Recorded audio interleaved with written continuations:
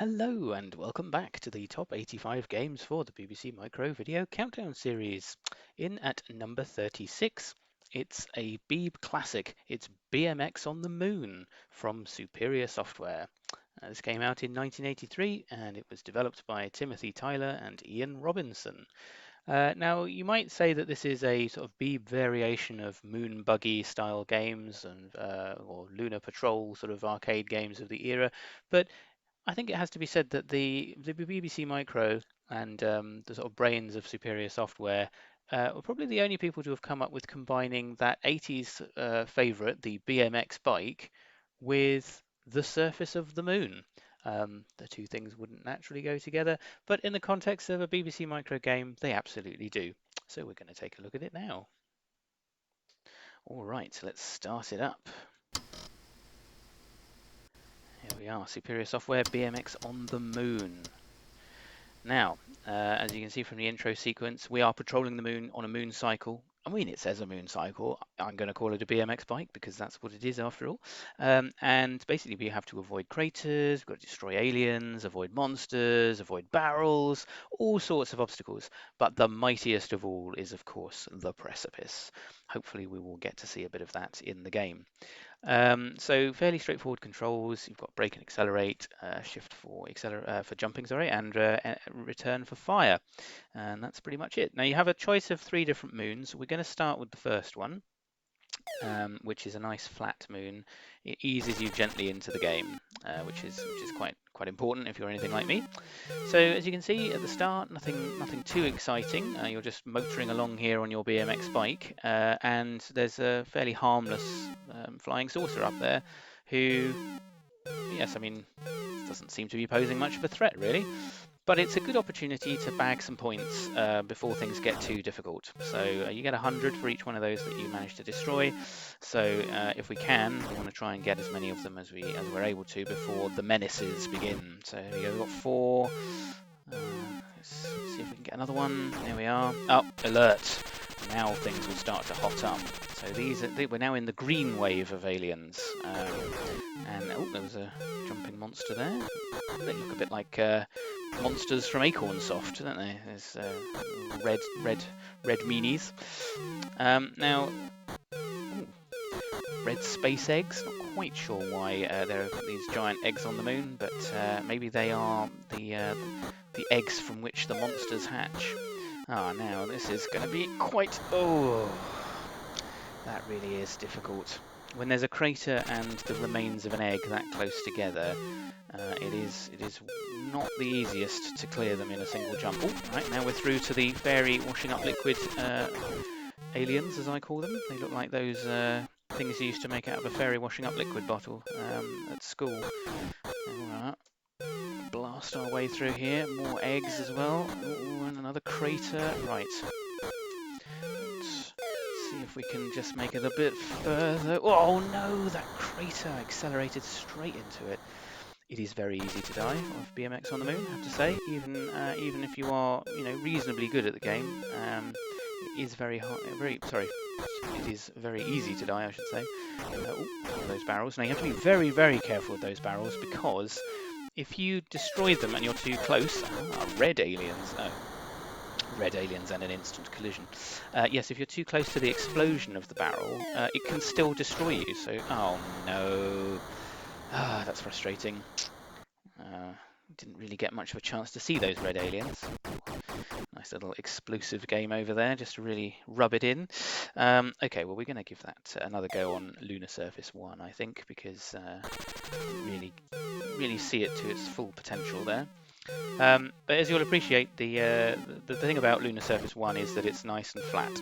So what that means is, in practice, you can't create your own craters with your gun, or at least it's very, very hard to do it. On the other lunar surfaces, which as we'll see are very uneven surfaces, you can end up creating your own craters just by firing your own gun, which of course then creates extra obstacles for yourself. But let's just take a moment while we're waiting for the aliens to turn up, just to admire that sprite at the bottom. I mean, the BMX rider is really, really excellent. I really like the way that he's picked out in his little. Ow! too much admiring the BMX rider there, straight into the crater. Yeah, he looks great. You know, idiosyncraticness of the Beeb, of course. Why is it a BMX bike on the moon? Does that even make sense? Does it matter whether it makes sense, really? I mean, games of this genre tended to call themselves things like Moon Buggy or, you know, Lunar Patrol and that sort of thing. But this is BMX on the moon, which I think I'm right in saying is fairly, oh dear, fairly unique to the BBC Micro. I'm not aware of any other game that took the decision to turn that Lunar Buggy into a BMX bike, which of course, here we go. Things are coming thick and fast at this point. Oh, there you go. You see, look, I shot the barrel, but the explosion cloud managed to catch the front wheel of my mighty BMX. I do like the way that the colour scheme changes with each round of aliens. Not just the aliens themselves, of course, but the actual colour scheme that your back wheel caught on the egg there. I think that's very clever. I think that's really good sort of design. Okay, we're going to go one more time with Lunar Surface 1, mainly because it's the best opportunity to see the different types of alien, because you're not having to worry about uneven surfaces. But yes, once we've gone through on this one, we'll try one of the other lunar surfaces so we get a flavour of what the other ones are like. There we go. Let's destroy as many of these flying saucers as we can. There we are. Kind of reminiscent of those flying saucer sherbet sweets, aren't they? I kind of feel a bit sorry for it in a way. It kind of looks like it's got two little eyes. It's just sort of floating around, minding his own business, and then this BMX rider comes along and blasts him out of the sky. But after all, it is our job as BMX on the moon. We are here to patrol the moon, and I'm not sure who we're patrolling it for, actually. Whether it's just patrolling it for ourselves, or you know, whether there is a reason why we're defending it from these baddies. I don't know what those jumping monsters are about. Maybe they're the lunar inhabitants, but then if they are, we're not doing a very good job of protecting them, really. It's just shooting them. Who knows? Who knows? Oh, that's not too bad. Okay. That. You know, you think you've just made it through, and then down it comes, raining bombs. It's about time we had a change of alien, I think. I think we've had enough of these green ones for now. Oh, that's interesting. There we go. The alien, when it shoots the monster, it doesn't actually kill it. Obviously, they're on the same... Oh, the barrels of doom. They're clearly on the same team, aren't they? Now, I think I'm right in saying that on Lunar Surface 1, you don't ever get to see the precipice, because obviously the surface of Lunar Surface 1 is entirely flat, so there are no precipice to be worried about. No! The barrel of doom. Okay, well, that didn't quite get us as far as the red aliens this time around. I was hoping we might make it past them as well, but that didn't happen. So anyway, I'll record my score, and then we're going to have to come out of the game and back in again in order to pick a different lunar surface. So we'll just breeze our way through the instructions here, and this time we'll go for number 2. And instantly you'll see we are on an uneven surface, so we have to be extra careful now, because the very surface of the moon itself becomes an obstacle. Not that you have to worry about it if you don't shoot holes into the ground, but of course as soon as you do, I'm going to try and deliberately do it, just so you can see what I mean. I might have to, I'm not sure if I'm going to manage to do it. I tend to do it when I'm not noticing, and then of course I run into my own crater. Not quite. Very precise pixel definition, by the way, on the lunar gun. Oh no, we're onto a nice flat surface here for the time being.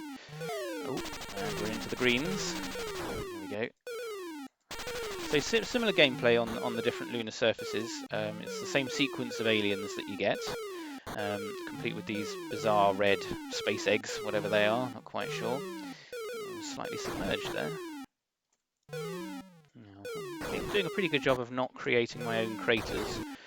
Not that I'm keen to do it, of course, because I tend to find that once I've done that, I don't notice, and then it's too late. I run into it. It's not so good. Right, let's get over that. Really responsive controls. There you go. Look, see, I'm making my own ones. Oh! I think we were leading up to the precipice there as well. that's a shame. I'll have to see if we get across another precipice. Yeah, the controls are very, very responsive. It doesn't have sticky key issues. Very, very accurate collision detection, which of course is its own menace when you're me. But yes, it's very, very well coded. I mean, as you would expect for something under the Superior Software label. I say that in the opening credit sequences, it actually refers to it as TIFFsoft, which I believe is the original games publisher or gaming company. But of course, Superior Software was famous for taking other games under its umbrella, particularly under their Play It Again Sam series. And they tended to go for the best. Oh dear. Unlike my gameplay. But you see how easy it is to bump into craters now that we're on Lunar Surface 2, of course. Anyway, that was probably not the best performance, but we'll carry on with Lunar Surface 2. Won't jump to Surface 3 just yet. I'm going to remain optimistic that we get to see both the blue aliens and the precipice. If we don't manage to see those, that's probably going to require a bit of creative editing on my part, because otherwise you haven't fully had the full BMX on the Moon experience. Great game that it is. Yeah, it's got some good physics as well. When you jump, it very gently falls back down again, so kind of giving you that sense of lunar gravity, which I think is really good.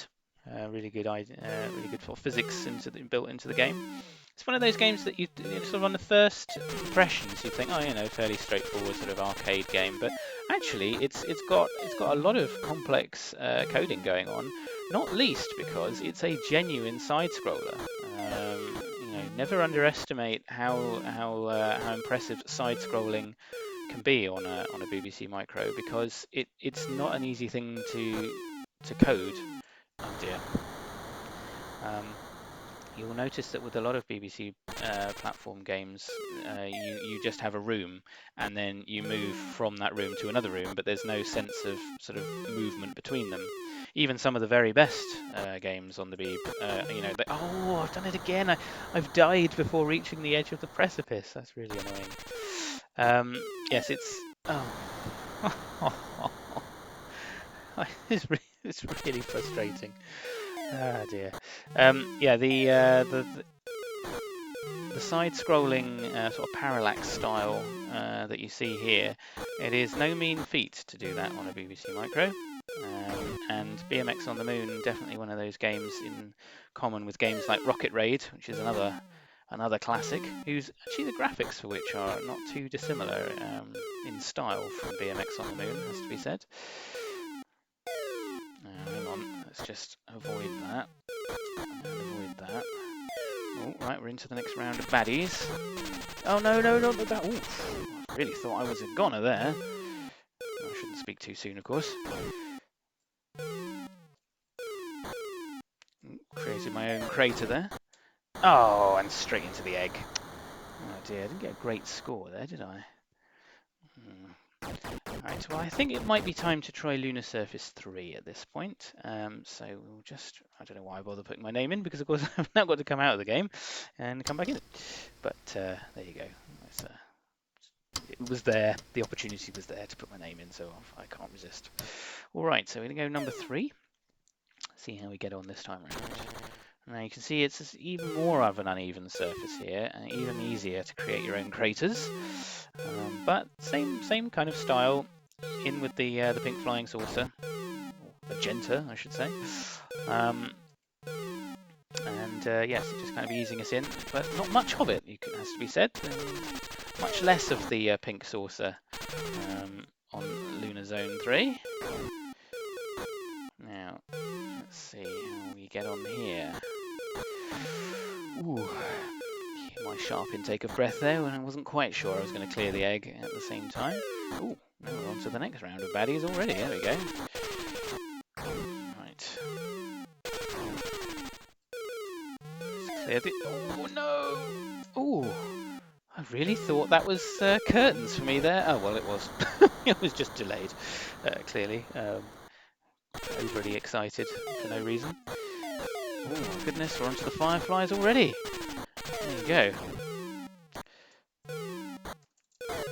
Ooh, oh dear, that's really quite challenging there.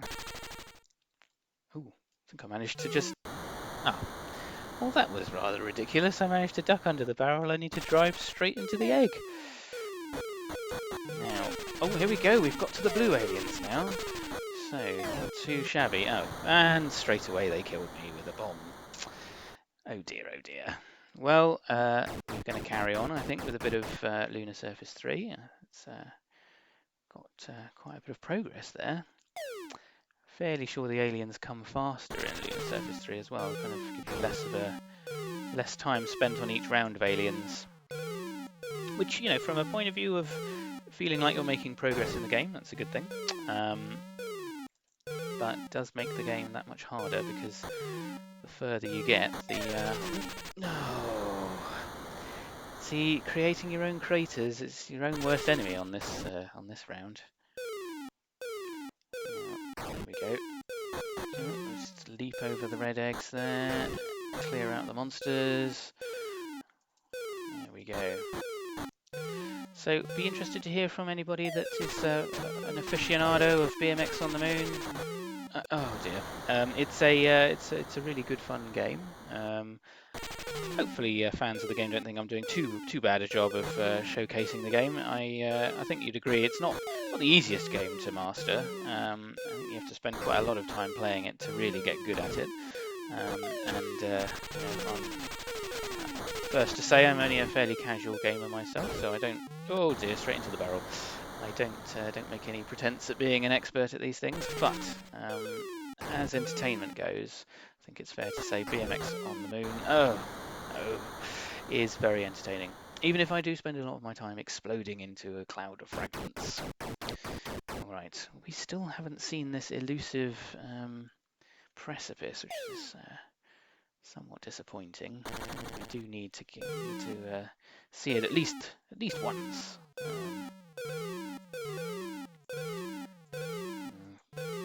Slightly boring phase of flying saucer. Nothing really to write home about at this stage, except the possible risk of creating your own craters, of course. There you go. It's quite satisfying when you interrupt their alert sequence when they're all flying in and you just shoot them. Particularly fun if you manage to shoot the very first one. Oh gosh.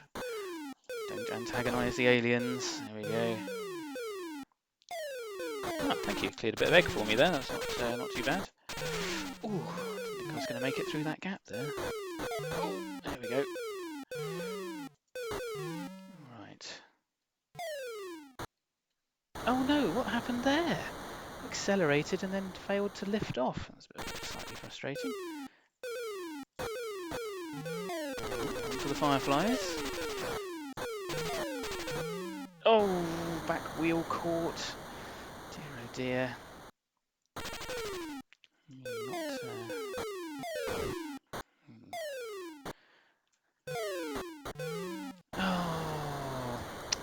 Trying to go for a sort of low risk option of not shooting quite so much so that I don't end up creating my own craters. Alright, we're on to the blues. The blue menace. Oh no, back wheel caught on a vestige of egg. That really is frustrating. Okay. We're going to give this one more try, I think, because we do need to see that precipice and it's not coming up. I think if we don't manage to see it this time round, we might have to apply a bit of the old creative editing so that we get a chance to see it in all its glory. Bit of a shame if we don't get to see it sort of within a single game sequence, but you know, can't always have these things. It is, after all, a fairly random game. Interested to know actually what the sort of dynamics behind it are in terms of the lunar surface generation and the obstacles and everything. I mean, you never really feel like you're playing the same game twice, if that makes sense. So there's obviously some elements of random generation going on. Oh no, I missed that tiny crater there. Oh dear.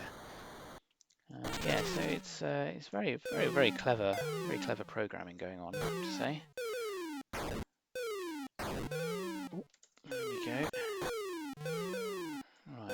with quite a flat and even surface here. Good King Wenceslas, deep and crisp and even. Oh, hang on, almost taken out there. Oh, good. Managed to clear a barrel without really thinking about it. That's just as well, really. Oh no!